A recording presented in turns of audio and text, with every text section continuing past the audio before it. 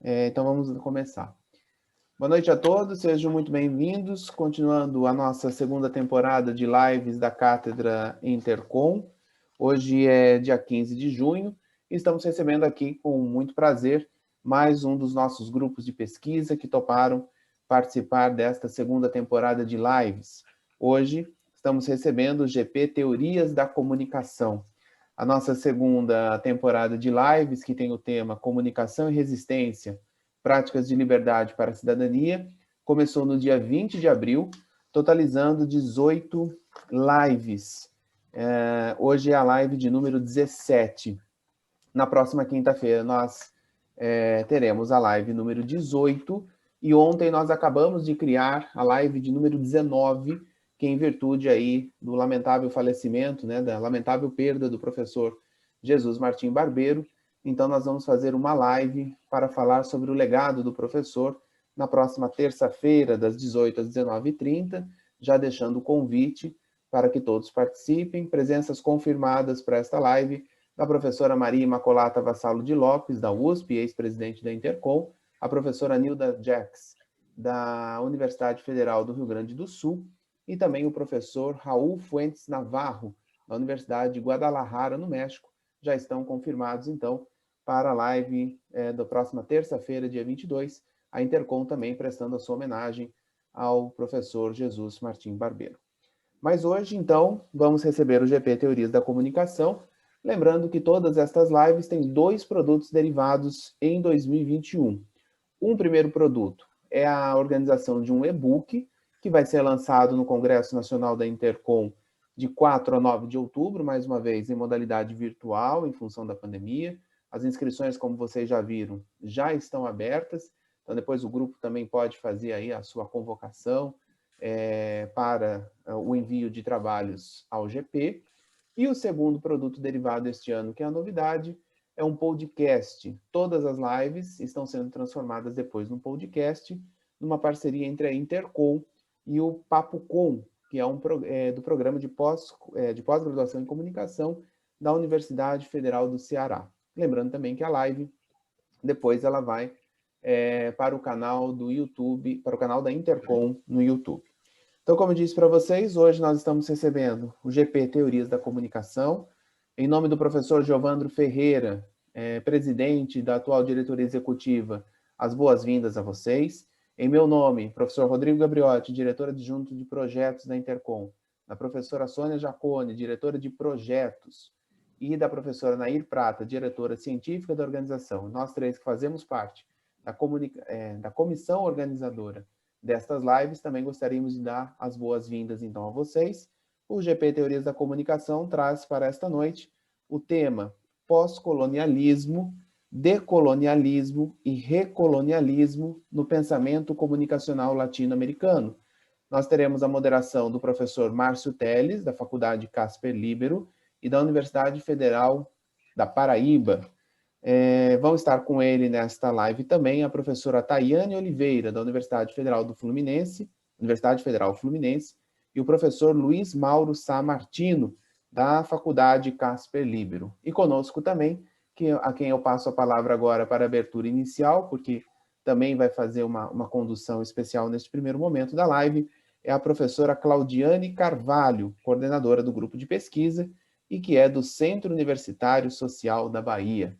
Lembrando, então, já conversamos sobre as coordenadas, a live começa agora, estamos no Zoom, na página da Intercom no Facebook, e peço a gentileza por o cumprimento do horário, para que às 19h28 vocês façam a devolução, provavelmente, no caso, a professora Sônia Jacone. Obrigado a todos, professora Claudiane, bem-vinda, a palavra está com a senhora. Muito obrigada, professor Rodrigo. Boa noite a todos e a todas. Muito obrigada por terem reservado um espaço do tempo de vocês para estarem aqui com a gente, conversando sobre um tema que tem sido tão palpitante.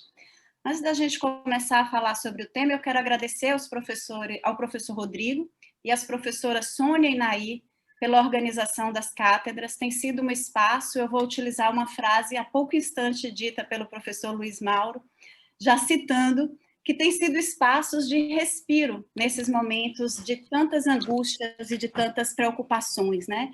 Esse tem sido um espaço de encontro, de debate, um espaço de reflexão, especialmente um espaço de amizades, né? De cultivo da amizade acadêmica, que é sempre tão valiosa. Então, agradeço aos professores que estão à frente do projeto, agradeço também à diretoria, no nome do professor Geovandro Ferreira, por dar espaço e incentivar esse tipo de organização, e um agradecimento muito especial ao professor Luiz Mauro e à professora Tayane Oliveira, que aceitaram participar deste encontro com a gente. E aqui eu vou trazer um pouquinho do bastidor deste encontro. No ano passado, quando nós finalizamos as sessões do GP, nós, como de costume, nós fizemos uma reunião com os integrantes do grupo. E nessa reunião foi levantado, e o Márcio, que também coordena o GP comigo, foi... Boa noite, Márcio. Foi uma das pessoas também que estimularam esse debate, trazermos, ao longo do ano de 2021, uma cena, a discussão sobre uma perspectiva decolonialista, recolonialista, né, colonialista sobre as teorias da comunicação, olharmos para as teorias da comunicação de um outro mirante, ou do nosso mirante, né? E então esse assunto ele foi desejado, e na ocasião nós nos comprometemos a criar um espaço de discussão e também levarmos essa discussão para mesas e debates nas sessões do GP em 2021. Então, eu agradeço mais uma vez ao professor Luiz Mauro e à professora Tayane por estar nos ajudando a cumprir uma promessa, né? Não levaremos essa dívida, né, Márcio? Estamos cumprindo essa promessa. Bom, então, nasce, né, essa proposta de discutirmos pós-colonialismo, decolonialismo e recolonialismo no pensamento comunicacional latino-americano, nasce de um desejo dos próprios pesquisadores do grupo, e ecoando, obviamente, as discussões que vêm dos seus respectivos programas, que vêm das suas respectivas universidades, dos seus grupos de estudo, ou seja, é um tema latente, que tem inquietado e que também solicita aí uma voz nossa nessa discussão.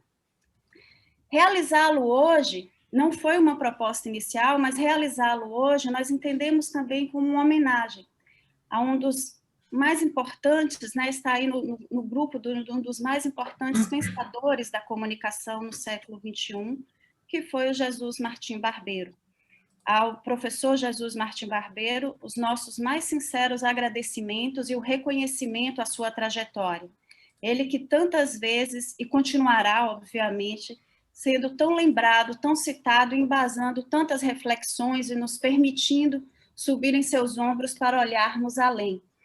Então, esse espaço também, ele se configura como uma antecipação das homenagens aí que a Intercom irá fazer e já vem fazendo ao professor Barbeiro, né? Por toda a sua influência nos estudos da recepção, nos estudos da TV, nascido na Espanha em 1937, mas radicado na Colômbia em 1963, ele falou com tanta... Ele falou com tanta propriedade sobre a América Latina, sobre as nossas especificidades, nossas inquietações e a nossa voz nesse pensamento comunicacional. E é, como eu disse antes, uma presença constante nas referências bibliográficas do nosso GP. Então, muito obrigada, né? Mais uma vez, eu enfatizo o nosso agradecimento ao professor, aos familiares, o nosso abraço acolhedor, o nosso abraço fraterno e o desejo de força e sabedoria para essa travessia, que faz parte da vida, mas é sempre tão inquietante, né? Passo agora a palavra para o meu colega de coordenação, professor Márcio Teles, que irá fazer a mediação, e mais uma vez agradeço a todos e a todas por estarem com a gente nesse momento, especialmente aos professores Rodrigo, Sônia e Naí, que estão à frente da coordenação das cátedras. Boa noite, Márcio, mais uma vez. Boa noite, Claudiane, boa noite, pessoal. Luiz, Tayane, obrigado por estarem aqui, obrigado por aceitarem estarem aqui.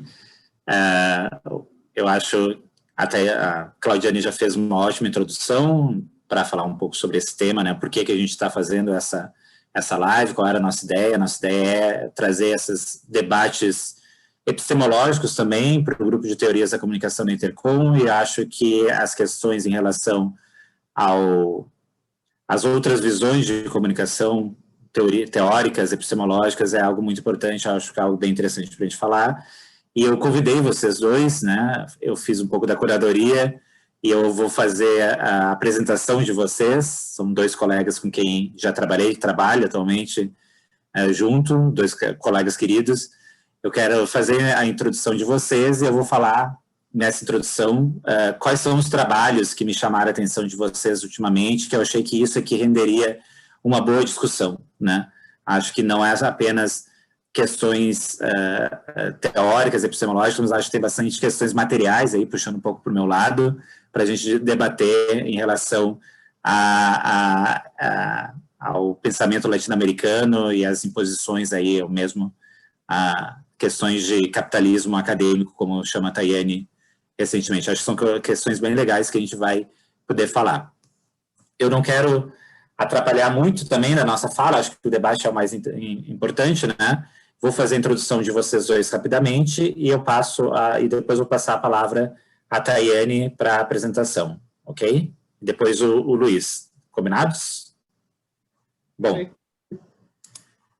Então, nós temos hoje a Tayane Moreira de Oliveira, professora permanente do PPG em Comunicação da UF, coordenadora do Laboratório de Investigação em Ciência, Inovação, Tecnologia e Educação, pesquisadora do INCT em Administração de Conflitos, da Cátedra Unesco de Políticas Linguísticas para o Multilinguismo e coordenadora do Fórum de Comunicação Científica da UF, editora-chefe da revista Contracampo e da revista Compós e organizadora da conferência Latmetrics, né?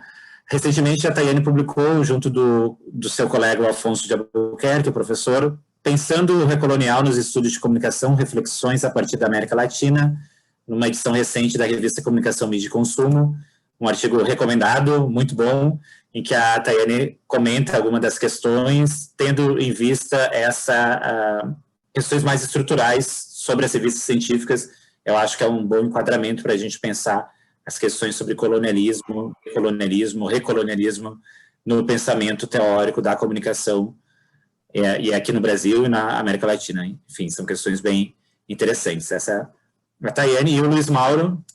Deixa eu fazer a introdução, passar o currículo aqui. Luiz Mauro Samarino, professor do PPG em Comunicação da Casper Libero, coeditor da revista Libero, autor de vários livros na área, entre eles Ética, Mídia e Comunicação, Método de Pesquisa em Comunicação, Teorias das Mídias Digitais, Mídia, Religião e Sociedade, Teoria da Comunicação, The Mediatization of Religion e Comunicação e Identidade. Convidei o Luiz Mauro porque, alguns anos atrás, ele publicou na revista Comunicação e Sociedade o artigo O Diálogo Norte-Sul em Teoria da Comunicação, Hegemonia, Apropriações e Resistências nas Pesquisas Anglo-Saxônicas e Latino-Americanas, em que ele coloca um pouco das questões de como o contexto cultural impacta a produção teórica em diversos locais, né? Como é difícil separar o discurso, o contexto cultural dos discursos, inclusive do discurso científico. Eu acho que é uma questão também interessante. E mais recentemente, o Luiz Mauro também trabalhou um pouco com a materialidade da teoria, né, Luiz, em relação aos periódicos acadêmicos. Então, acho que são questões interessantes, né? Acho que o GP de teoria tem ser configurado nos últimos anos para essas discussões, para além das teorias também de epistemologia, mas também um pouco sobre o entorno do fazer acadêmico da comunicação, né? Então, a gente já tem discussões sobre essa questão dos contextos culturais da teoria, sobre essas questões das revistas científicas, né? O próprio Luiz Mauro e outros trabalhos, com as publicações, com o entorno do que é possível fazer dentro do campo mesmo, dentro da área, e isso tem sido bem interessante. Então, acho que, para sinalizar um pouco desse perfil que a gente tem tido nos últimos anos, essa live aqui vem tudo a calhar com esses dois convidados de peso aí, para a gente fazer um bom debate. Então, vou passar a palavra à Tayane para fazer a sua apresentação, depois o Luiz Mauro, e depois a gente tem mais aí um debatezinho, um tempo para a gente fazer perguntas, etc. Ok? Obrigado. Bom, obrigada, Márcio. Primeiramente, assim, eu gostaria de agradecer imensamente o convite de estar aqui participando dessa live, sobretudo trazendo um tema, né, diante de um acontecimento, de uma fatalidade, de uma grande perda aí para o pensamento latino-americano, né, recente, né. Então, eu gostaria, assim, de agradecer, primeiramente, de estar aqui presente, de estar conversando com o Luiz Mauro. Tenho acompanhado os trabalhos dele, mas eu acho que ainda não tive o prazer de estar junto do Luiz Mauro conversando e debatendo, então para mim é um prazer enorme. E estar novamente com você, Márcio. É sempre um prazer estar contigo, revê-lo e estar discutindo com você. Né? Apenas para fazer uma pequena correção antes de fazer a minha apresentação, eu já não sou mais editora nem da Contracampo nem da Incompós. Eu já entreguei, já passei o bastão, que está sendo muito bem assumido pelos outros editores, pelos novos editores aí que assumiram tanto a Contracampo quanto a Incompós, mas é aquele negócio, né? A gente, depois de ser editor, a gente não consegue largar completamente a nossa revista, e a gente continua pensando sobre o periódico e os periódicos de uma forma geral, né? Tanto que é central aqui para a minha pesquisa, inclusive para os meus pensamentos sobre circuito acadêmico, né?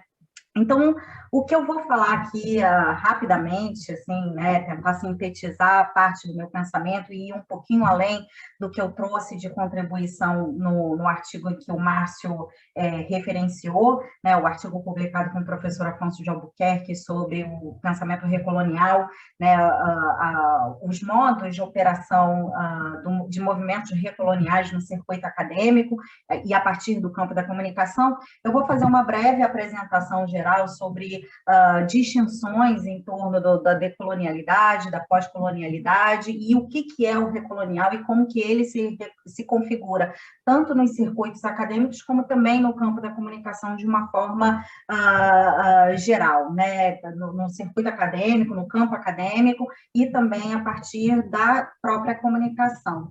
Eu vou pedir, assim, a gentileza, né, caso eu passe do meu horário, eu fiz algumas anotações aqui no meu computador e vou acompanhando. Então, se eu passar do meu horário, por favor, me avisem para sobrar espaço e tempo para a gente debater. Então, parte do que eu vou apresentar aqui tem a ver com um debate que se insere em torno de discussões a partir dos limites estruturais da própria decolonialidade na ciência e nos estudos da comunicação. É sabido, né, é compreendido quando a gente vai falar sobre decolonialidade, pós-colonialidade, né, e esses outros movimentos de ruptura dessa noção do colonial na ciência, entendido que parte do princípio de que vivemos, né, uma série de violências epistêmicas que se configuram em diferentes esferas, né, e de diferentes maneiras. Então, a academia ela foi consolidada através de dinâmicas hierárquicas globais em que são estabelecidas assimetrias de circulação científica entre o norte, entre o sul, entre centro, entre periferia e dinâmicas hierárquicas interseccionais nas quais o acesso à informação é compreendido como um privilégio e uma ferramenta de poder. Né? Lá o próprio Mignolo já vinha falando sobre essas distinções, né? Essas divisões abissais que existem no próprio campo científico, no próprio pensamento epistêmico, né? No qual se entendia que o primeiro mundo, na época ainda se chamava de primeiro mundo, ainda havia essa divisão de primeiro e terceiro mundo, né? Havia o conhecimento e o terceiro mundo, né? A cultura. Os nativo-americanos tinham conhecimento, a sabedoria, e os anglo-americanos a ciência. Então, essas distinções elas foram conformadas enquanto mecanismos muito próprios de legitimação de um poder, né? Legitimação de poderes. Então, a partir dessas próprias compreensões sobre as violências epistêmicas, essas próprias compreensões sobre o modo de operação e de dominação dentro do campo científico, que surgiram alguns movimentos de emancipação intelectual. Né? Um desses movimentos é o movimento de pós-colonialismo, que ele deriva de um pensamento do Said, né, a partir de uma crítica ao orientalismo que pensa que essa pretensa universalidade da história pelo Ocidente já era demarcada a partir dessa noção de bifurcação pelo outro, né? Bifurcação do outro. E que essa compreensão sobre essa universalidade, né? Essa pretensa universalidade, essa distinção do que é o universal e do que é o outro, ele serviu como uma ferramenta legitimadora dessa exploração colonial, através de um trabalho de pesquisa pautado nessa noção de que haviam hierarquias raciais, hierarquias culturais em todas as civilizações não europeias, né, no qual a Europa se colocava, se legitimava através do domínio de alguns circuitos como hierarquicamente superior às demais. Então, essa erudição pós-colonial, ela tem sido parte integrante desse exercício de abrir e questionar as suposições que estavam sendo colocadas diante desse cenário, e forneceu base para recuperar, né, uma série de conceitos que foram reguladores para o nosso entendimento sobre a própria forma de se produzir conhecimento dentro do campo científico. Já na América Latina, a gente vinha trazendo uma concepção, ainda que de certa forma alinhada a certos valores, né, a certas compreensões em torno dessas críticas à pretensa universalidade, já vinha elaborando um outro pensamento na América Latina que vai derivar, né, esse chamado decolonial. No entanto, a própria trajetória da América Latina ela já vinha sendo demarcada por outros movimentos, inclusive movimentos políticos e econômicos, sobretudo movimentos políticos e econômicos, e não tanto epistemológicos, que já marcavam essa demanda da própria América Latina em constituir a sua identidade, a sua política, e não ser cópia da Europa, não ser cópia desses modelos centrais de pensamento, de compreensão de modelos políticos, de compreensão de modelos econômicos, como o próprio movimento indígena, né, o movimento indigenista da década de 20, no qual Maria Tegg, lá na década de 20, já vinha apontando, né, que o socialismo na América Latina não deveria ser Nicalconicópia, que deveria ser uma criação heróica, dar vida a próprias discussões, às próprias realidades da América Latina, né, recuperar essa valorização pela nossa linguagem, e construir, a partir disso, um socialismo indo-americano. Então, a gente já tinha umas raízes sendo construídas dentro da nossa própria história latino-americana que já demarcavam esse chamado decolonial para a América Latina.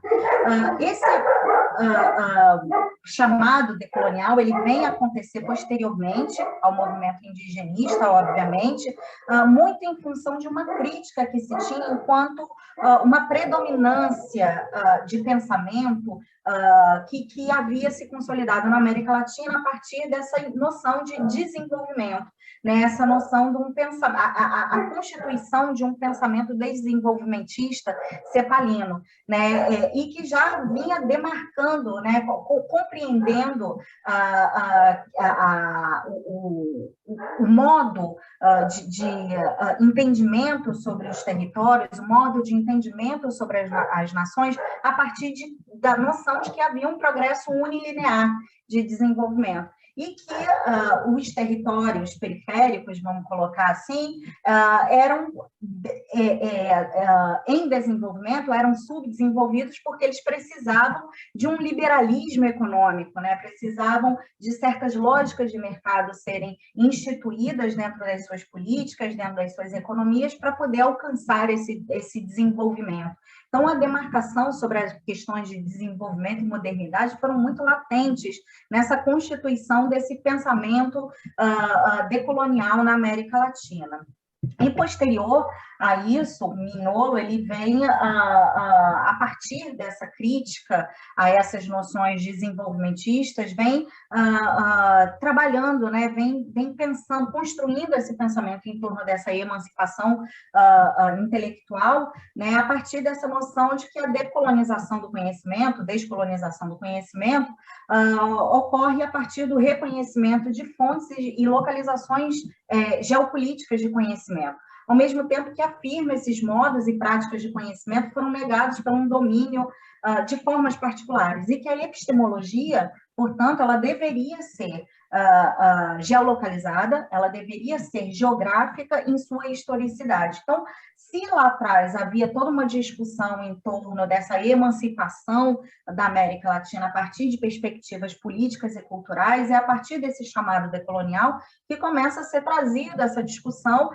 em torno de questões mais voltadas para uma epistemologia. Como a Fernanda Beigel, da Argentina, ela vem colocada também a partir de estudos importantes em torno de circuitos acadêmicos, lá atrás, né, lá naqueles pensamentos iniciais do movimento indígena e da recuperação da nossa nação, não da nossa nação, mas do nosso povo, da nossa cultura, da nossa língua, já começava a ser consolidado alguns circuitos específicos regionais. E eram circuitos regionais não dominantes, apesar de universais, eram não dominantes. Universais no sentido de tentar entender essas lógicas de circulação globais que aconteciam, né? E eu acho que essa noção de circuito acadêmico regional é fundamental para a gente pensar como que essa América Latina, como que a nossa América Latina ela foi construindo esses outros circuitos, né? Esses circuitos alternativo ao que se consolida enquanto um centro, um circuito central, né? Não à toa, dentro desse chamado decolonial, já havia uma ruptura desse entendimento sobre o próprio sistema mundo, né? Se no sistema mundo havia essa compreensão de centros e periferias, Quijano ele vem justamente pensar esses outros modos de operação, esses outros modos de dinâmica de se compreender o mundo, não mais a partir de dicotomias, norte, sul, centro e periferia, mas tentar desvelar essas desigualdades, essas assimetrias que acontecem dentro dos territórios, né, dentro dos estados, essas outras assimetrias, essas outras desigualdades que se tornam latentes, inerentes aos próprios países. E aí é nesse sentido, né, e como que isso se insere o pensamento comunicacional latino-americano, né? A gente teve a constituição do campo da comunicação da América, do campo da comunicação de uma forma geral, ela é muito devedora de um pensamento funcionalista, utilitarista da comunicação, que vai pensar as formas, que vai pensar os efeitos, que vai pensar a intencionalidade do produtor, né, os meios ou até o receptor, mas a partir de modelos funcionalistas. E na América Latina, isso já vinha sendo debatido ainda na década de 70, quando boa parte do pensamento crítico sobre a comunicação ainda nem estava sendo desenvolvido em outros países, né, em outras regiões do mundo. Então, a comunicação na década de 70, ela já vinha trazendo esse pensamento, essa crítica sobre os modos dos meios de comunicação estadunidense, essa ideologia do desenvolvimento como elementos de opressão, de alienação a serviço desse imperialismo cultural dos Estados Unidos. Então, isso já era algo que estava sendo construído a partir de uma série de autores principais, né, como Martim Barbera, como a gente citou aqui, mas não só eles, Eliseu Veron, né, Canclini, o Ortiz, José Marques de Mello, Beltrán, entre outros, né, o próprio Paulo Freire, que já vinha trazendo essas discussões de interfaces interdisciplinares, no qual a comunicação, a recuperação dessa noção de comunicação, não a partir de perspectivas funcionalistas, mas a partir de perspectivas que mostravam a importância dessas mediações, né, a importância de entender essas lógicas de poder e dessas dominações.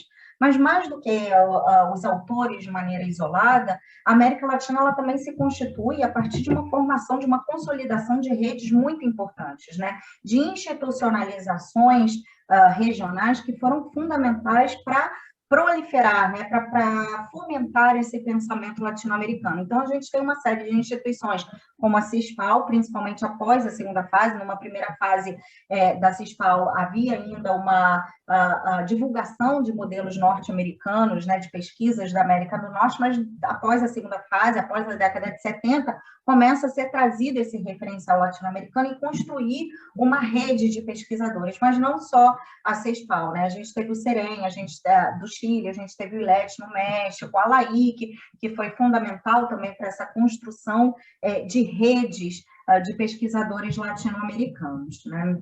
Então, o pioneirismo na América Latina, né, do pensamento comunicacional latino-americano, ele se dá a partir de uma sólida tradição de investigação sobre a comunicação, que se constitui na América Latina, sobretudo após a segunda metade do século, né, uma crítica que se dá a esses modos dos meios de comunicação e das próprias dinâmicas, das próprias agendas em torno de uma compreensão, de uma recuperação de uma noção mais participativa, de uma recuperação de uma noção a partir de denúncias, né, de desvelar essas lógicas de poder em torno dos meios de comunicação.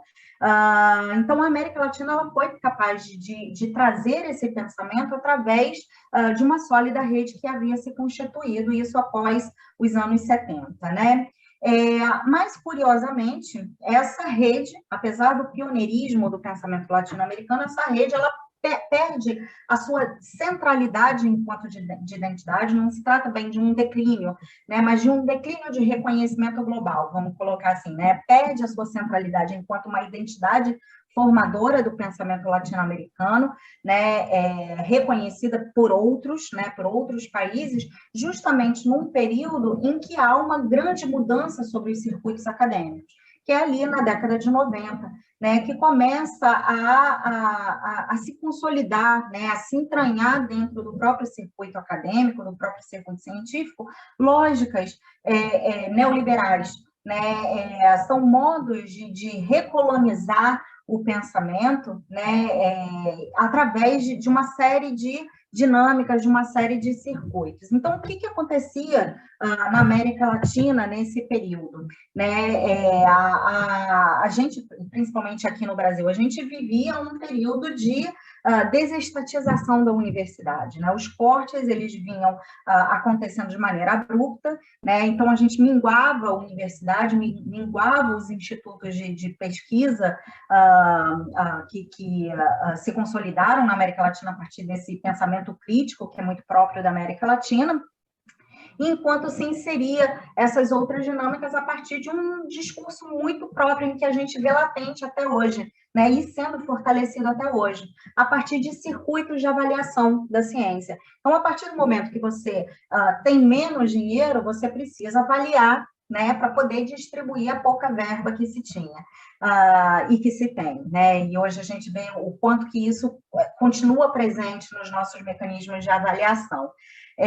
E aí começa a se inserir uma série de lógicas de ranqueamento, de metrificação da ciência, de estruturar através de um modelo competitivo sobre a ciência, no qual apenas os melhores, apenas os que se legitimavam enquanto melhores eram que tinham o fomento, né? Mas quem define esses critérios de melhores eram justamente essas empresas fornecedoras desses dados, né? E essas empresas, elas fazem parte de elas consolidaram um oligopólio científico, editorial e científico muito próprio e predominantemente anglófono, né? E situado nos Estados Unidos. Então, a forma como o próprio país, né? Como que o pensamento norte-americano ele foi se constituindo, foi se consolidando, a ciência na América do Norte ela foi se consolidando, ela foi trabalhando, né? foi se colocando a partir de diferentes circuitos e diferentes mecanismos nos quais a avaliação, a dominação de circuitos de publicação foram cruciais para essa forma de dominação recolonial, né? E nesse momento a gente vivia outras situações, uma segunda leva de fuga de cérebros, que hoje a gente vê novamente acontecendo, né? Além de toda uma construção de uma ideia, né? De uma noção de que havia uma universalidade, novamente retomando aquela ideia, né? Desenvolvimentista, de que havia um centro, né? E ciências menores, não reconhecidas, né? Que não pertenciam aos espaços centrais. Muito se fala aí, a partir de uma noção mais atual, sobre a preocupação de publicarmos, principalmente do Sul, publicar em espaços, em periódicos científicos predatórios, né? Há uma preocupação, não tirando a preocupação, obviamente, de revistas predatórias que se consolida, mas que é muito importante a gente trazer uma preocupação maior ainda, né, que são esses espaços predadores desse oligopólio científico e tecnológico que se consolida e que permanece dominando por décadas, né, os espaços de circulação e os circuitos de avaliação e circuitos de publicação na ciência. No entanto, né, é importante a gente frisar que existem movimentos, né, na América Latina, não só na América Latina, mas em outras regiões também, que vão mostrar, né, vão recuperar essa noção, vão recuperar aquela noção de desvelar a realidade, de desvelar essas lógicas de poder que se consolidam nos circuitos acadêmicos, né, de desvelar, por exemplo, as agendas de pesquisa. E aí eu ressalto aqui uma publicação, né, recomendo para a leitura uma publicação muito interessante, que foi uma edição publicada, né, na Communication Culture and Critique, or Communication Critique and Culture, né, que foi organizada a partir de uma crítica que se teve em torno do Communication So White, né, uma hashtag que circulou no Twitter, justamente para denunciar essas lógicas de dominação de certos circuitos anglófonos, né, predominantemente anglófonos. E aí tem um artigo de uma pesquisadora, Mukherjee, que ela fala que esses modos, né, como uma forma de superar esse entendimento da crítica à dependência, né, que demarcou muito o pensamento decolonial, que demarcou muito o pensamento pós-colonial também, é justamente trazer esses outros pensamentos, né, esses outros modos de você se inserir internacionalmente a partir de espaços deliberativos, de espaços centrais para poder definir as suas próprias agendas de pesquisa e não mais ser subordinado às agendas que se colocam para o pesquisador, né, para o próprio pensamento dessas outras regiões periféricas, né, ou semiperiféricas, né? Então, ela tem uma frase que eu acho que é muito interessante, em que ela vai falar sobre as agendas de pesquisa, que quanto mais exótica é a pesquisa, né, quanto mais diferente, quanto mais exalta essas diferenças, esses elementos fora do padrão, mais você tem chance de ser aceito dentro desses circuitos dominados pelos modelos, né, esses circuitos que já são dominados pela Europa e pelos Estados Unidos, né? Então, há uma agenda sendo construída em torno da própria noção de sul global, em torno dessa ideia de que nós somos... que temos mais chance, né? Uma agenda em torno da precarização, em torno da exoticidade, em torno da pobreza, né? E principalmente em torno de uma cobrança para que nós demos respostas universais a demandas que são globais, né? Recentemente eu fiz um estudo para tentar entender as agendas sobre o Sul Global, as agendas de pesquisa sobre o Sul Global, e há toda uma discussão em torno do desperdício, em torno da baixa renda, em torno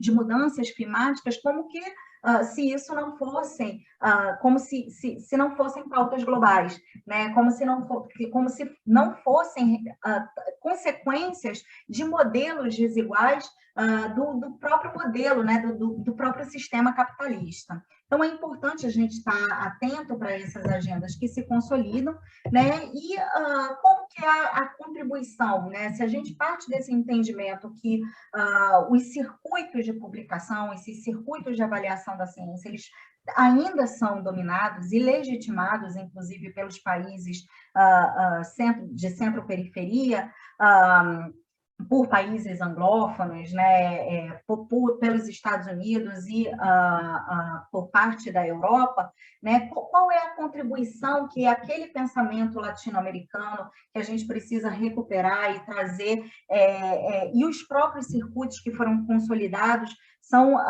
podem ser trazidos aí para a gente pensar, desvelar essa realidade global, né, esses modos de dominação e mecanismos de poder globais, né? A América Latina, né, ela veio trabalhando desde a década de 90, principalmente, em torno da construção de circuitos alternativos, né, como uma resposta à própria dominação desses outros circuitos que se consolidam, né, em torno dos oligopólios editoriais científicos. Então, a gente tem uma série de instituições que foram fundamentais para a gente construir essa rota alternativa, né, de uma ciência aberta, uma rota alternativa do acesso aberto, né, como, por exemplo, o Cielo, Redalic, Amélica, e por aí vai. Né? No entanto, a gente precisa também... Oi, 20 minutos? Vou concluir meu pensamento. Mais uns minutinhos, mais uns 5 minutinhos, pode ser? Perfeito, já estou concluindo. Obrigada, Márcio, por avisar. Mas é importante a gente entender que, apesar dessa consolidação desses circuitos alternativos na América Latina, né, esses circuitos alternativos de publicação na América Latina, como tem a Cielo, Redalic, Latindex, Amélica, ela não vem sem desafios, né? Existem inúmeros desafios para a gente tentar entender como que essas disputas de poder, elas também vão sendo entranhadas em torno desses circuitos, né? A gente vê, por exemplo, algumas instituições que foram pioneiras aí nessa construção de circuitos de publicação na América Latina, fecharem acordos com esse próprio oligopólio científico-tecnológico, como Clarivate, como a Scopus, e por aí vai, como uma forma também de se inserir nesse mercado global internacional, né? A gente tem visto também um avanço das discussões em torno de agendas de ciência aberta, no qual trazem essas noções, recuperam essas agendas, né?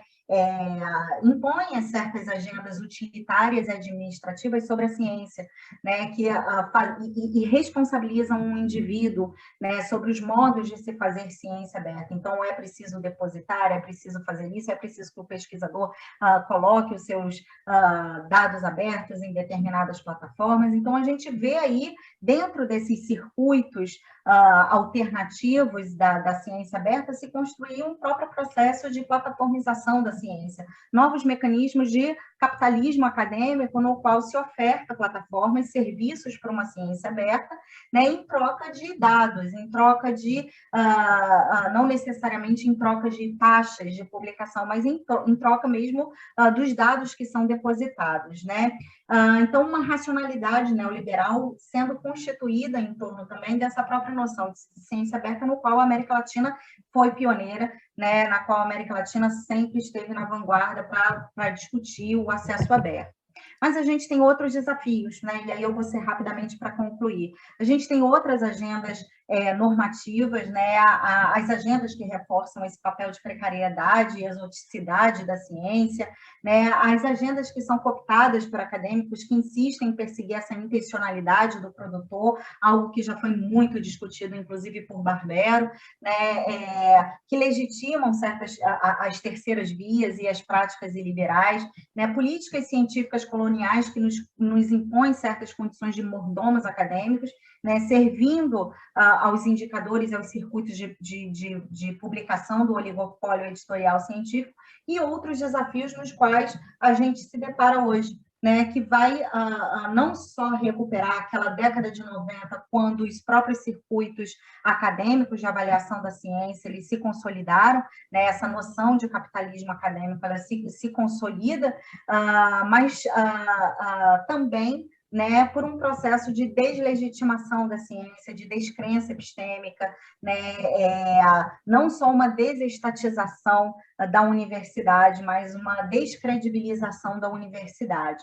Né? Então, a gente vem passando por um novo momento no qual é importante a gente estar atento para entender como que esses cenários estão sendo construídos em torno da ciência e qual é o papel da América Latina em desvelar essas realidades, né, e trazer a nossa própria experiência de circuitos acadêmicos como uma luta ao capitalismo acadêmico, como uma forma de se posicionar contra essas lógicas de dominação e de poder que existem dentro dos circuitos científicos globais. E é isso, muito obrigada mais uma vez, Márcio, desculpa ter passado um pouquinho do tempo. Não, que isso, Tayane, foi ótimo, muito obrigado, acho excelente. Várias questões, já fiquei aqui a fim de colocar.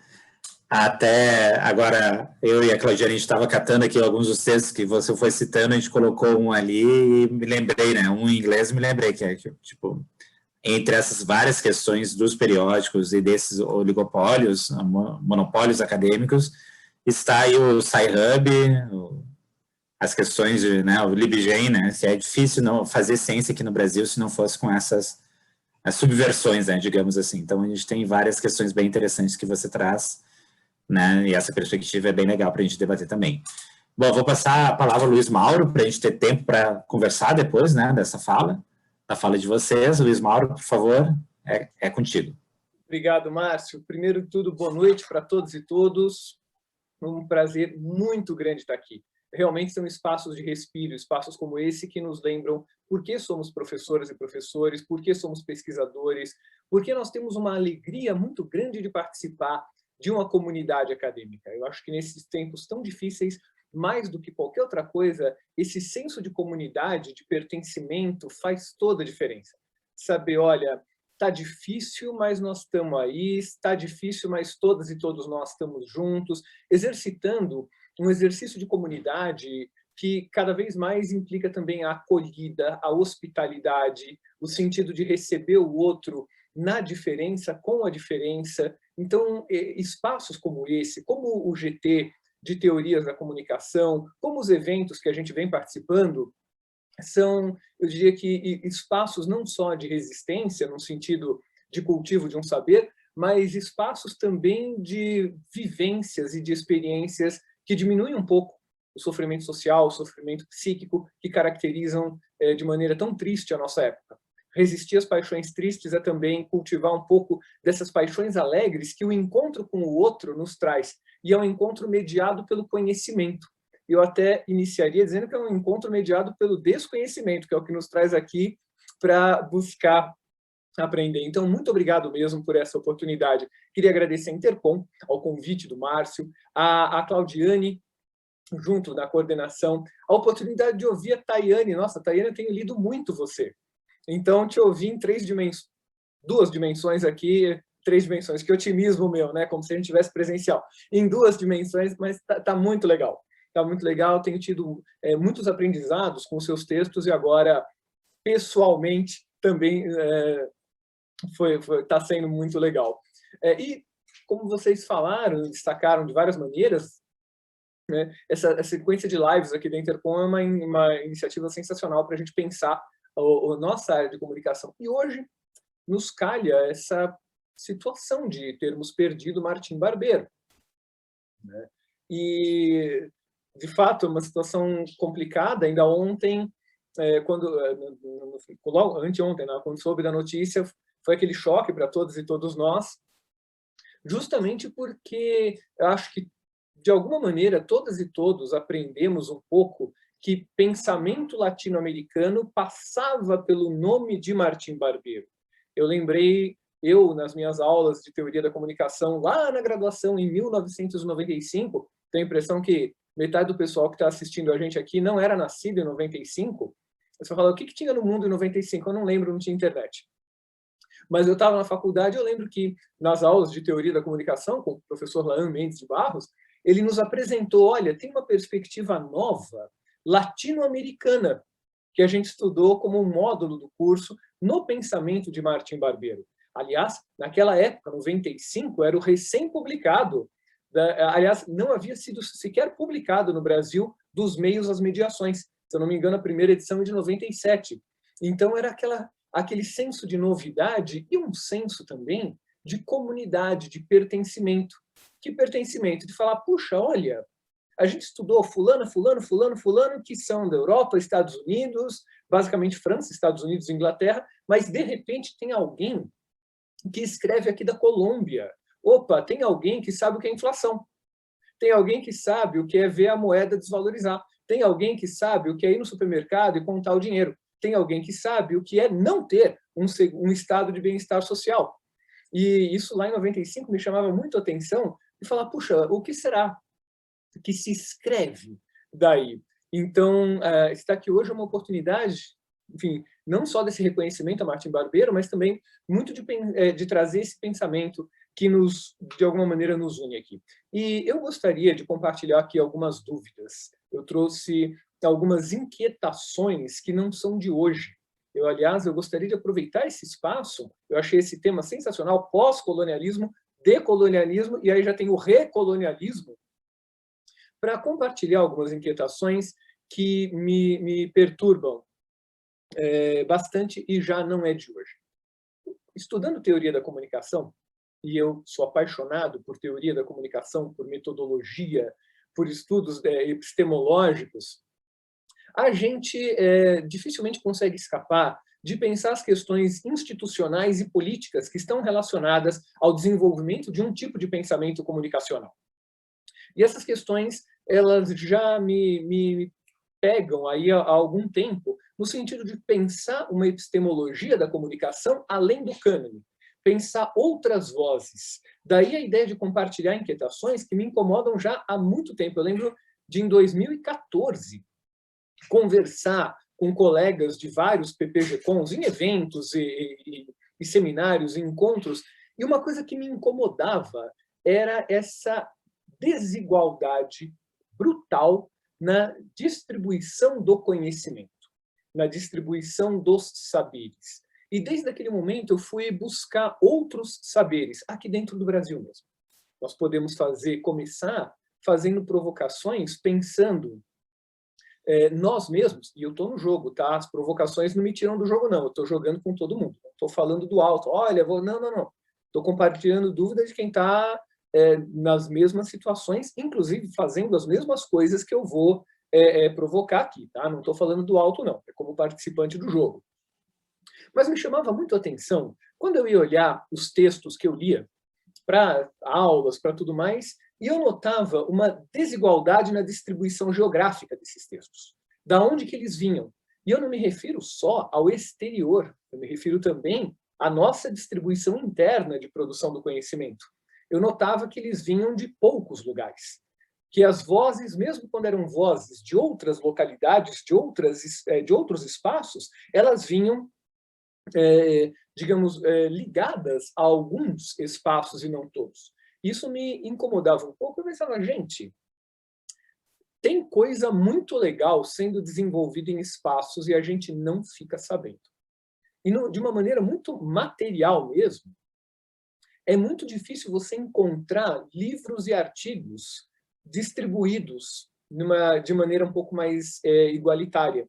Não vou entrar nos detalhes, porque eu não sei nem se seria muito educado, mas se a gente for pensar nos livros que a gente lê, nos artigos que a gente lê, nas propostas, a gente vai observar que existe uma distribuição muito complexa. Uma boa parte do pensamento em comunicação produzido no Brasil, mesmo entre nós, né, ele não vai circular. Eu diria uma parte do pensamento, não só sobre comunicação, mas de várias áreas. Estou falando da comunicação, que é onde me sinto um pouco mais à vontade.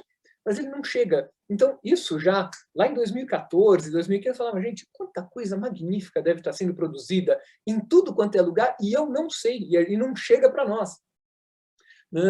No momento nerd, desculpa, eu sou nerd há muitos anos, eu exerço isso com orgulho. Eu, quando tenho oportunidade, a gente tinha oportunidade de viajar para congressos e tudo mais, uma coisa que eu adorava fazer ao chegar em outras universidades era ir na editora universitária, porque eu sabia que eu ia encontrar estudos sensacionais que eu não encontraria em outro lugar. Por quê? Porque eles não chegariam. Simplesmente, hoje eu não sei, faz tempo que a gente não viaja para lugar nenhum, mas eu ia direto, assim, naquelas intervalos de evento, de congresso, eu ia lá. ávido mesmo para o que estão pensando aqui, o que eu posso aprender aqui, porque certamente tem coisa muito legal que não chega. Essa modalidade de turismo é uma modalidade que eu estou lançando, chama-se Turismo Nerd. Quando acabar a pandemia, eu vou ficar milionário vendendo pacotes de turismo nerd para fazer aí pelas universidades. Mas isso me chamava a atenção. E também, quando tinha oportunidade de ir para outros lugares, por exemplo, visitar outros países, também fazia o mesmo exercício, principalmente na América Latina, de ir nas livrarias ver qual é o pensamento daqui. Isso leva, num primeiro momento, eu confesso para vocês que eu fiquei numa euforia danada. Poxa, que legal, olha, estou com livros de lugares bem diferentes. Mas um exame mais detalhado me fez observar que o problema talvez tenha mais ramificações do que eu imaginei a certa altura. E para dar um exemplo um pouco mais próximo, mas também distante de nós, em 2019, eu tive a oportunidade de fazer uma viagem com a minha família, a gente foi para Buenos Aires. Aqui seria o momento de falar sobre alfajores, medialunas e mais um monte de coisa, mas chegando lá, o que eu fui fazer? Entre outras coisas, fui em livrarias. E uma coisa que me chamou muito a atenção lá era algo que, evidentemente, isso aqui não é uma evidência empírica controlada e tudo mais, mas me chamou muito a atenção que não fosse pelo fato dos livros estarem em castelhano, eu estaria exatamente numa livraria brasileira. Os mesmos autores europeus, norte-americanos, algumas e alguns autores locais, publicados, em geral, por editoras menores, editoras também locais. E eu descobri porque, de novo, turismo nerd, eu fui nos nichos lá, as livrarias, que o pessoal falava, não, vai lá, que lá você vai encontrar uns negócios que você não vai encontrar em mais lugar nenhum. Curiosamente, aqui vai um dado interessante, poucas autoras e autores brasileiros. Um deles, Paulo Freire, em lugar de destaque em várias livrarias. Eu lembro que até mandei fotos para amigos meus, estava lá Bourdieu, Paulo Freire e Piaget, assim, o único autor brasileiro, e eu diria que até o único autor latino-americano, fora, claro, autoras e autores argentinos, lógico. Né? Então, me chamou a atenção que se você excetuar, se você tirar a produção local, que seria, no caso, nós encontrarmos autoras e autores brasileiros, quando a gente olha para o todo, você nota que esse circuito colonial, pós-colonial, ele é muito forte.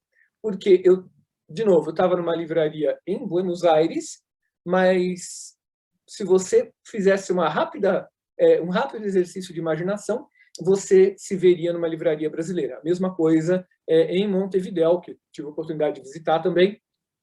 A mesma coisa, você vê que essa ramificação da ideia do colonialismo, ela se entrelaça em muitas camadas.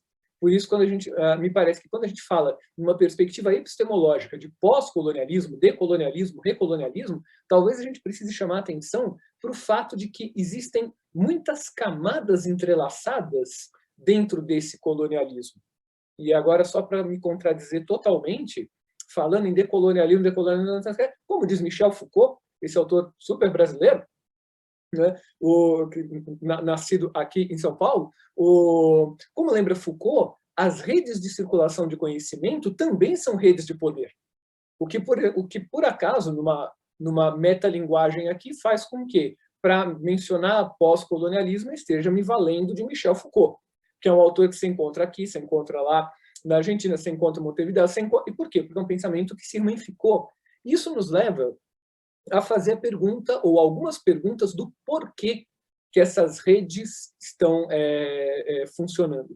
Nesse ponto, é maravilhoso falar depois da Tayane, porque muitas das coisas que ela falou se casam muito bem. Eu fiquei anotando aqui, em vários momentos, eu fiquei agora, já no início que eu ia falar, a partir dela, pensando junto com ela, aliás, até deu vontade de citar corretamente Oliveira 2021, de tantas referências aqui, mas pensar realmente que existe, em primeiro lugar, uma questão comercial, essa questão de uma circulação material do saber que não pode ser desatrelada de uma determinada condição de uma materialidade de circulação, que vai desde a questão dos artigos, como a Tayane vem estudando nos artigos dela também, até a questão da circulação dos livros. Pensar que a presença de uma autora ou de um autor no pensamento de uma área está ligado à tradução em primeiro lugar, do autor estrangeiro ou a presença desse livro numa prateleira. E vocês me perdoem se eu chego num ponto muito microsociológico, mas o livro na prateleira faz diferença. Se o livro não está lá, você não vai ter acesso àquele conhecimento. É uma questão de lógica quase que narrativa. Se o negócio não está lá, se não está dentro da narrativa do conhecimento, a gente não fica sabendo. Portanto, é também importante examinar a genealogia dessas materialidades que nos permitem saber. Por exemplo, as questões, e eu nem vou entrar muito nisso, mas já foi estudado por muita gente 1000 vezes melhor que eu, mas as questões das barreiras linguísticas. Nós, por exemplo, aqui no Brasil, a gente tem a América Latina ao nosso lado e a gente tem poucos entrecruzamentos devido a barreiras linguísticas que não são superadas de lado a lado. Sem mencionar, evidentemente, que o espanhol e o português não são as línguas principais do circuito acadêmico. Isso também cria divisões, dificuldades e, evidentemente, desigualdades. Nesse sentido, eu gostaria de, já aqui na metade do que eu trouxe para compartilhar, para fazer umas provocações e trazer as coisas que me inquietam, trazer algumas perguntas, na verdade, relacionadas em 3 dimensões que se entrelaçam nessa questão decolonial, ou pós-colonial, a partir de uma epistemologia da comunicação, que é o lugar da onde eu me sinto um pouco mais à vontade para conversar. Eu gostaria de trabalhar isso em 3 momentos. Em primeiro lugar, fazer um advogado do diabo e pensar que o exercício do pensamento humano nas questões sobre o humano pode ter abrangências diversas que nos ajudam a situar a própria noção do conhecimento. Num segundo momento, queria trabalhar rapidamente a necessidade de pensar uma sociologia da circulação do conhecimento, para a gente pensar como que esse conhecimento ele é distribuído. E, finalmente, uma terceira dimensão, a prática acadêmica da circulação desse conhecimento. Dito de outra maneira, o que traz isso para nossas pesquisas? Eu coloco esses 3 pontos, eles são de abrangências diferentes, né, partindo do princípio que nós temos aqui momentos ou dimensões dentro de uma questão epistemológica. Então, em primeiro lugar, falar da ideia da circulação de conhecimentos, é importante nisso a gente também pensar que nós temos uma matriz ou matrizes de conhecimento que, em geral, para não dizer que totalmente, elas estão atreladas a matrizes também coloniais, a matrizes também econômicas, que não necessariamente invalidam ou validam a priori esse conhecimento. Na verdade, talvez fosse até o caso da gente começar uma discussão por aí e pensar a dimensão da possibilidade de, digamos, até questionar esse tipo de teoria. Não é, evidentemente, a rejeição. Quando a gente fala num pensamento pós-colonial, não se trata de uma rejeição em bloco da teoria do Norte, da teoria da Alemanha, da teoria dos Estados Unidos. Evidente que não. É uma contribuição que é sensacional, é fantástica, não dá para jogar a criança com a água do banho. Mas, ao mesmo tempo, é pensar, em primeiro lugar, qual é a validade epistemológica desse tipo de contribuição e pensar se nós mesmos, aqui no Brasil e na América Latina, também não temos possibilidades, ou se nós também não temos uma contribuição ou contribuições a dar para essa teoria. O que eu quero dizer com isso? Dito de uma outra maneira, em geral, nós importamos a grande teoria. Essa grande teoria, ela chega pronta e então nós vamos fazer o exercício de aplicá-la, de explicá-la, de implicá-la. E eu estou usando as 3 palavras que me ocorreu agora, não planejei nada disso. Mas você tem, de fato, você traz essa grande teoria e nós não fazemos grande teoria. O que eu estou chamando de grande teoria? A teoria que dá nome para o livro, a teoria que nós vamos citar, a teoria que dá nome para o congresso, a teoria... E ela é ruim? Não. Ela é legal? Não estou falando isso. Eu estou dizendo que é uma questão de distribuição. Nós não fazemos isso. Então, qual é o diálogo? O Márcio generosamente citou um artigo que eu escrevi uns anos atrás. Aliás, Márcio, obrigado, sempre quis saber quem tinha lido, agora já sei. Então, sobre o diálogo Norte-Sul, e esse título é uma provocação, porque não existe diálogo Norte-Sul. Nós trazemos as teorias, mas quando a gente... Claro, eu não folheio, né, a bibliografia completa, mas quando você pega livros de teoria da comunicação anglo-saxônicos, a América Latina não existe, a África não existe, a Ásia não existe. Vamos fazer uma autoprovocação. Se a gente pegar livros de teoria da comunicação brasileiros, a África também não existe, a Ásia também não existe. Então, nós temos aqui um entrelaçamento, uma modularidade desses entrelaçamentos que é bem complexa. O que me leva para o segundo ponto, que é uma sociologia dessa circulação. Como é que a gente tem acesso?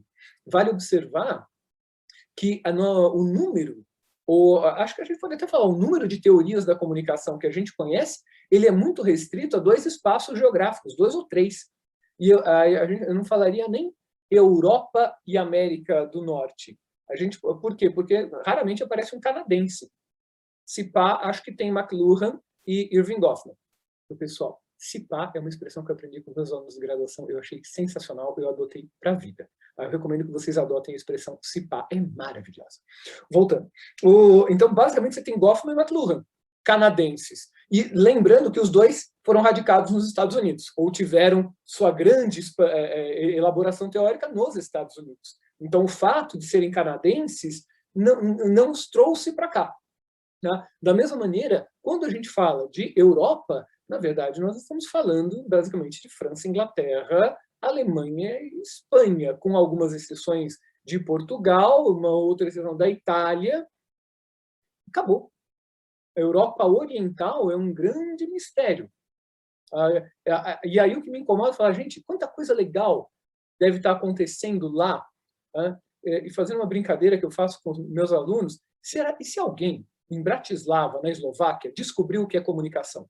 Porque é o debate que a gente tem na área, né? O que é comunicação? Tá? E se alguém lá em Bratislava, na Eslováquia, descobriu? A gente nunca vai ficar sabendo, vai ficar morrendo de vontade de saber. Então, existe uma circulação que é bastante restrita a alguns espaços. E é muito difícil, mesmo quando a gente tem boa vontade, que é falar, não, vamos quebrar isso aí, a gente descobre o que é uma limitação estrutural, que é essa impossibilidade. Então, o ano que vem, no meu curso de Teoria da Comunicação, eu quero trazer uma autora, um autor da Eslováquia. Não vai rolar. Não vai, porque se eles publicarem em inglês, eu já vou ter uma dificuldade, que é a barreira linguística, fora todas as outras questões. O que nos leva, e aqui eu já estou terminando, para o terceiro ponto, que é como que a gente coloca isso nas nossas pesquisas. Eu parto do princípio que se você está assistindo uma live da Intercom numa terça-feira à noite, você está fazendo algum tipo de pesquisa acadêmica. Tá? Ou você está na iniciação científica, ou no mestrado, doutorado, pós-doutorado. Você não caiu aqui por acaso, falou, nossa, vou maratonar Phineas e Ferb, de repente cair numa live da Intercom, vou ficar muito mais legal do que Perry, o ornitorrinco. Não, vou ficar aqui. Tá? Então, eu sei que você provavelmente está estudando, está escrevendo. E aí uma coisa que eu me pergunto, e que nós compartilhamos, é o seguinte, como que a gente articula essa prática acadêmica? Porque aqui mesmo no Brasil, nós não damos conta de acompanhar a produção. Existe uma desigualdade também na nossa possibilidade de leitura derivada da nossa busca por produção. Então, numa rápida conta, e tenho certeza que a Tayane sabe, tem dados muito melhores que os meus nisso, mas numa rápida conta, todos os anos são publicados mais ou menos 1000 artigos científicos em revistas de comunicação. Numa conta baixa. Tá? Numa conta baixa. O número certamente vai para lá de 1.200 para 1.500. Quantos desses artigos são lidos, se vocês me perdoam a provocação, além dos 2 pareceristas anônimos, quem mais lê? Nós temos uma produção que ela é paradoxalmente agigantada a ponto de nos impedir o acompanhamento desse material. Daí a provocação. Na tua tese, na tua dissertação, assim como nas pesquisas que eu ouso fazer, quanto que a gente consegue acompanhar da produção da área, até mesmo nas nossas áreas específicas? Não estou fora do jogo, não. Para acompanhar a produção em teoria e epistemologia da comunicação, é um trabalho de ficar vendo tudo. Saiu a revista, vai lá ver se tem alguma coisa. E nem sempre dá, porque escapa dentro de todas as outras atividades. Daí, Quando a gente traz para o nosso trabalho, isso eu também faço e também me preocupo com isso, eu fico naquela, puxa, deve ter mais coisa. Só que aqui eu não tenho tempo, de novo, na materialidade da condição, eu não tenho tempo de fazer a varredura que eu gostaria de fazer. Daí a pergunta de como nós trabalhamos essas teorias dentro das nossas próprias pesquisas, dentro das nossas próprias práticas acadêmicas, que é no dia a dia aonde a gente vai cair. A boa notícia, o fato da gente estar discutindo aqui é um sinal maravilhoso. Porque quando alguma coisa se torna um problema, significa que nós já podemos, de repente, pensar em ir para frente. Não vou dizer resolvê-lo, é pretensão, né? Mas ir para frente, seguir e problematizar. Eu acho que principalmente aqui no caso das humanas, problematizar e ter espaço para problematizar já é uma das partes mais incríveis que a gente pode ter. E, de novo, não se trata de uma recusa a esse ou aquele pensamento. Ao contrário, eu penso de uma maneira muito dialógica que a dialogia, ela prevê vozes em condições iguais. Não existe dialogia quando você tem um monólogo com o qual nós interagimos. Mas, pensando numa perspectiva dialógica, como que nós podemos também trazer essa contribuição, trazer as nossas contribuições para além do empírico? Tá? Para além, como a Tayane falou, daquele empírico que chama atenção, mas também para o desenvolvimento de um pensamento teórico, de um pensamento mais amplo e, evidentemente, mais diverso e mais plural. Queria agradecer mais uma vez, eu não sei se esgotei o tempo, mas queria agradecer mais uma vez aí, então, para a Intercom, a Claudiane, Márcia, a oportunidade de ouvir a Tayane e a todas e todos vocês. Muito obrigado. Lembre-se, um dia você vai terminar o doutorado. Confie em mim. Obrigado, Luiz. Obrigado, Tayane. Eu ia te chamar agora também para dar aquele timer, mas deu certinho. Bom, a gente já está avançado na hora, eu tenho muitas questões, mas eu vou passar para algumas questões do público, que eu acho que tem coisas bem interessantes para provocações para vocês, para a gente continuar esse debate, está ótimo. Obrigado pelas falas. Enfim, eu acho que tem questões legais aqui que o pessoal falou. Eu vou começar pela pergunta, de trás para frente, vou começar pela pergunta da Daniele Bezerra, que ela comenta um pouco, acho que questões que até o Luiz Mauro estava falando também. Ela endereçou a questão à Tayane, mas acho que o Luiz também pode responder.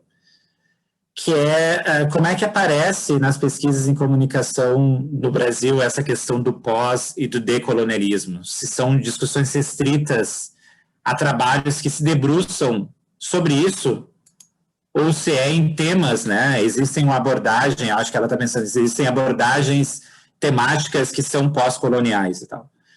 Enfim, como é que vocês enxergam isso no trabalho, o que o campo tem feito? Opiniões, sugestões, dicas? Começo eu, Luiz Mauro. Por favor, Tayane. Obrigada, querido. Eu não vou ser muito extensa, Daniele, pelo risco de não lembrar, né? Minha memória não é das melhores, mas não lembrar de algum colega no campo que tenha estudado isso, então eu prefiro não citar nomes específicos de pessoas, mas vou dar um panorama de uma forma geral. Né?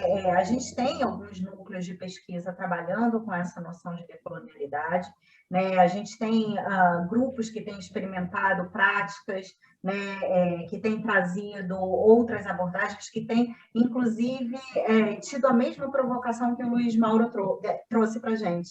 Né? O que está acontecendo lá na Hungria, onde você falou, Bratislava, onde que você tinha falado? Na Eslováquia. Eslováquia. O que está acontecendo na Eslováquia, né, dentro do campo da comunicação? Então, a gente tem alguns grupos sendo trazidos em diferentes instituições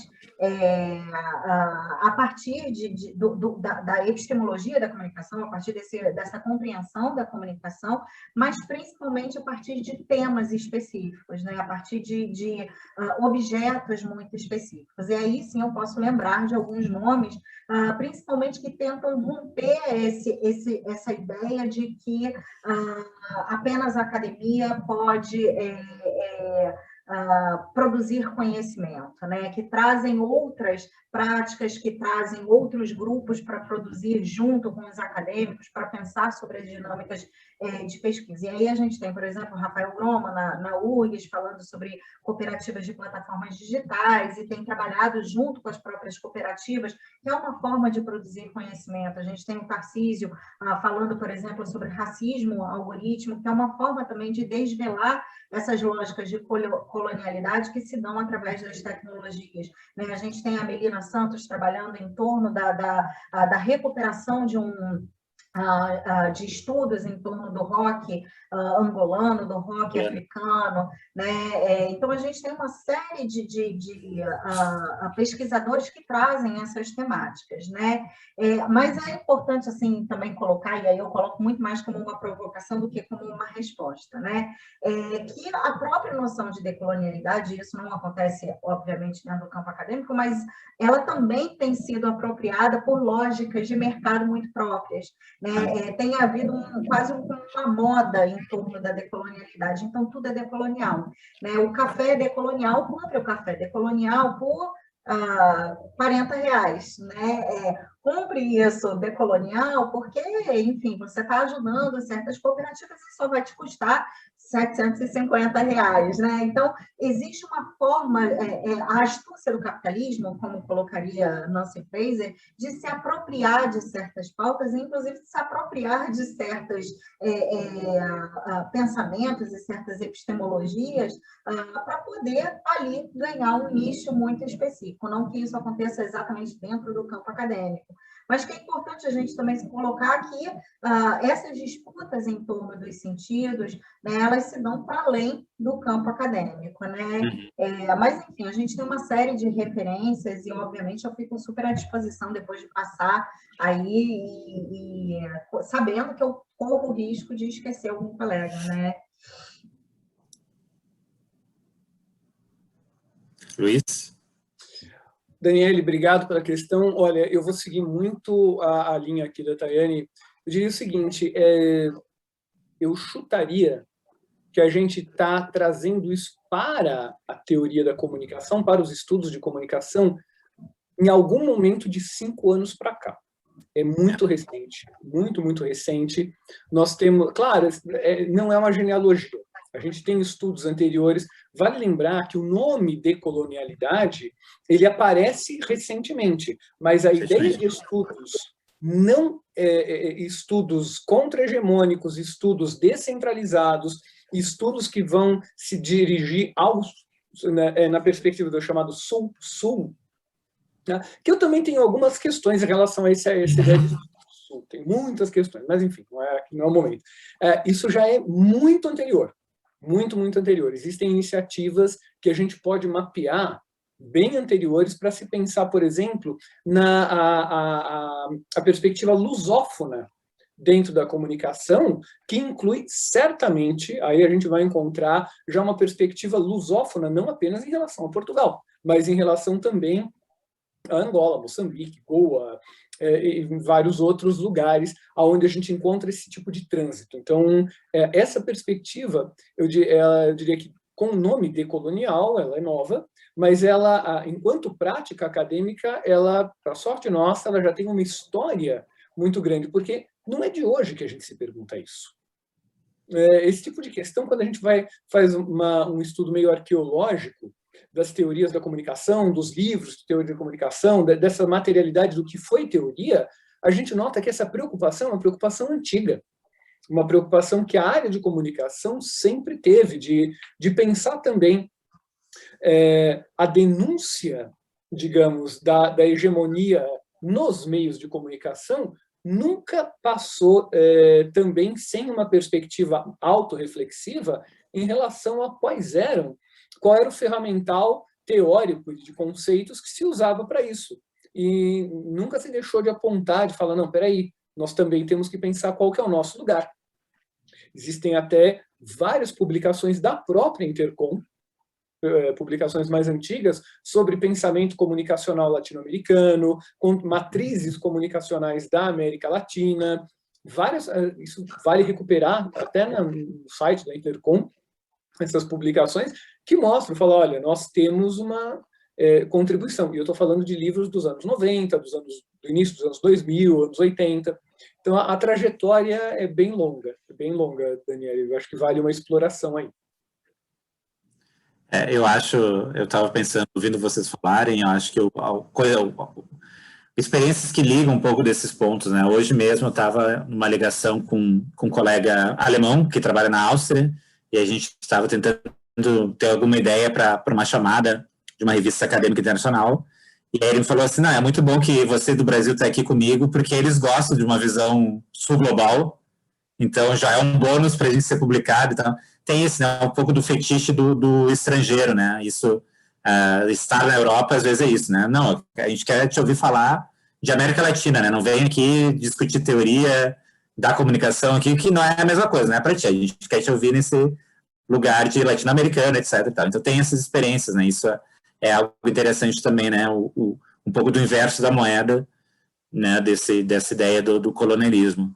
Tem mais uma questão, a gente já está se direcionando para o fim, mas acho que é uma questão bem interessante, que a Graziele coloca, se os cortes de verbas recentes não podem operar de uma maneira como de um novo colonialismo, ou recolonialismo, digamos assim. Eu fico lembrando o texto da Tayane, que o texto da Tayane fala um pouco sobre isso, né, de como, às vezes, esse envio de pesquisadores para fora, às vezes também é um treinamento, uma certa epistemologia internacional, que depois opera, né, quando voltamos para cá, opera um pouco como essa troca, né, de ideia. O mordomo, eu acho que é a palavra que você e o Afonso usam, né, mordomo de conhecimento. Então, acho que é questão interessante, né? Agora, a gente tem falado muito em fuga de cérebros, né?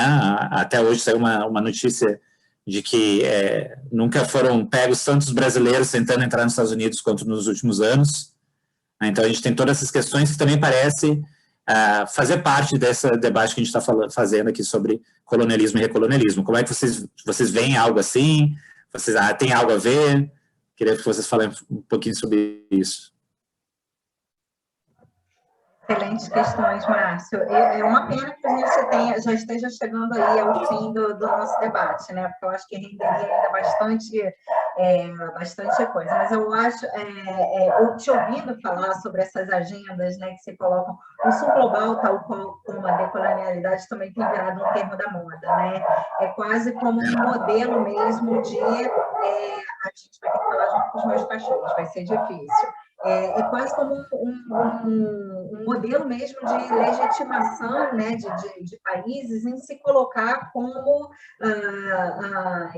adequados a uma justiça social, a uma justiça epistêmica, né? Então, vamos dar voz ao sul global desde que seja o exótico, o precário, o pobre, o diferente, não as teorias, né? As teorias de vocês precisam ser os nossos mordomos, né? Que é o que a gente fala, né? A partir de Bennett, obviamente, que são os mordomos científicos. A própria área da comunicação, ela se consolida, né? Não só a comunicação, mas também outras áreas do conhecimento das humanidades, a partir dessa atuação de fundações financeiras, elas se consolidam a partir dessa noção mesmo de mordomia, né? Aproveita-se esse momento de falta de expectativa econômica em alguns países para poder convidar, né, pessoas, né, formar o pensamento e, a partir disso, volta-se, né, com esse pensamento já absorvido para poder formar as suas redes, as suas comunidades e postergar esse pensamento, né, disseminar esse pensamento em seus próprios países, né? E a gente vê isso, inclusive, acontecendo não só no campo acadêmico, no campo político também, né? A formação esses jovens, né, que foram financiados por fundações financeiras e que agora vão disseminar um certo tipo de mentalidade, um certo tipo de pensamento dentro do campo político, dentro do campo econômico, e por aí vai, né? E tem uma relação, sim, muito forte, né, com esse processo em que a gente vive, né? Essa prática recolonial, ela tem uma ligação inerente, né, a própria crise econômica que acontece nos países. É importante lembrar que em 2016, se não me engano, foi publicado um relatório do Banco Mundial falando que para o Brasil poder deslanchar economicamente era necessário enxugar algumas esferas: a saúde, a educação pública, principalmente as universidades, e a previdência privada. Isso em 2016. Né? Não à toa, hoje é uma cartilha do atual governo. Minguar saúde, educação e previdência. São pautas muito específicas, né? E é exatamente a partir disso que a gente veio diante de uma série de cortes, né? Desde de 2016, 2015, 2016. Esses cortes foram acontecendo na universidade e o pesquisador, com falta de perspectiva, com falta de possibilidade, sem concurso público, sem orçamento para fazer suas pesquisas, vai para fora. Vai para fora para centros de pesquisa que oferecem oportunidade, né? E com isso, as teorias, as epistemes, né? As epistemologias desses centros são facilmente colocadas, né? Na formação desses sujeitos. Então, é uma relação, como o próprio Luiz Mauro coloca, né? Sobre essa sociologia de circulação de conhecimento, essas práticas de circulação de conhecimentos que são interligadas com dimensões políticas e econômicas, né? Então, essa forma de recolonialismo tem a ver com esse cenário em que a gente vive hoje. Obrigado, Tayane. A gente está no limite do tempo. Luiz Mauro, se quiser dar uma palavrinha de 1 minutinho, 2 minutinhos, e aí eu passo para a Sônia do encerramento. Graziele, obrigado pela sua pergunta. A resposta curta, sim.